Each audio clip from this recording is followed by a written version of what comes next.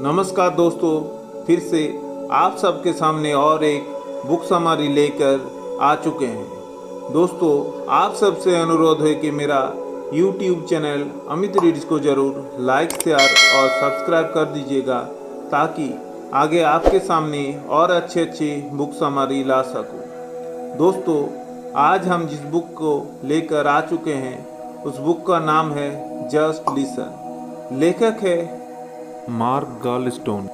Just listen संचार और समझने की कला पर केंद्रित है। इस पुस्तक में मार्क गॉलस्टोन बताते हैं कि कैसे लोगों के बीच बेहतर संवाद स्थापित किया जा सकता है और कैसे हम दूसरों को सुनने की कला को अपने जीवन में शामिल कर सकते हैं। लेखक गॉलस्टोन ने इस पुस्तक के माध्यम से जो बात को हम सब के सामने रखे हैं वो कुछ इस तरह का है। सुनने का महत्व। गॉलस्टोन इस बात पर जोर देते हैं कि सुनना एक सक्रिय प्रक्रिया है। जब हम किसी की बात सुनते हैं तो हमें अपने भावनाओं और विचारों को समझने का अवसर मिलता है। संवेदनशीलता। सुनने की प्रक्रिया में संवेदनशीलता आवश्यक है। ये हमें दूसरों की समस्याओं और अनुभव को समझने में मदद करती है। खुले विचार। पुस्तक में ये भी बताया गया है कि खुले विचार रचने से हम बेहतर संवाद कर सकते हैं। जब हम बिना सुनते हैं तो ये हमारे सोचने की क्षमता को बढ़ाता है। भावनात्मक संवाद। लेखक सुझाव देते हैं कि हमें भावनात्मक संवाद का सहारा लेना चाहिए। भावनाओं को समझने से रिश्ते मजबूत होते हैं। अभ्यास। गॉलस्टोन कहते हैं कि सुनने की कला को विकसित करने के लिए नियमित अभ्यास की आवश्यकता होती है। इसके लिए हमें जानबूझकर सुनने का प्रयास करना चाहिए। सहानुभूति का महत्व।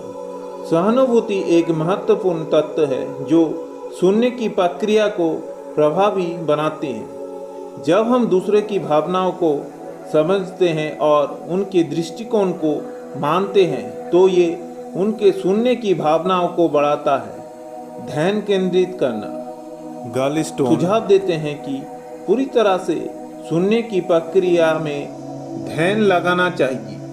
ये एकाग्रता से जुड़े अभ्यास के माध्यम से किया जा सकता है जिससे हम बातचीत के दौरान उपस्थित रह सकें। सकारात्मक प्रक्रिया। बातचीत के दौरान सकारात्मक प्रक्रिया देने से सामने वाले व्यक्ति को ये महसूस होता है कि उनकी बातों को महत्व दिया जा रहा है।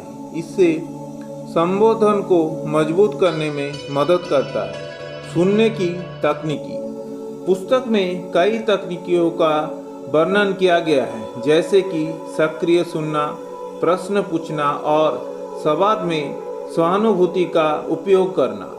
सामाजिक स्थितियों से सुनने का अभ्यास। लेखक सुझाव देते हैं कि हमें रोजमर्रा की बातचीत में ये तकनीक का उपयोग करना चाहिए जैसे कि दोस्तों, परिवार या सहकर्मियों के साथ बातचीत में।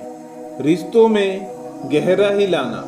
जब हम दूसरे को सुनते हैं तो उनकी भावनाओं का सम्मान करते हैं तो ये अपने संबंधों को मजबूत बनाता है। ये केवल व्यक्तिगत जीवन में नहीं बल्कि पेशेवर संबंधों में भी महत्वपूर्ण है। समर्थन और विश्वास का निर्माण।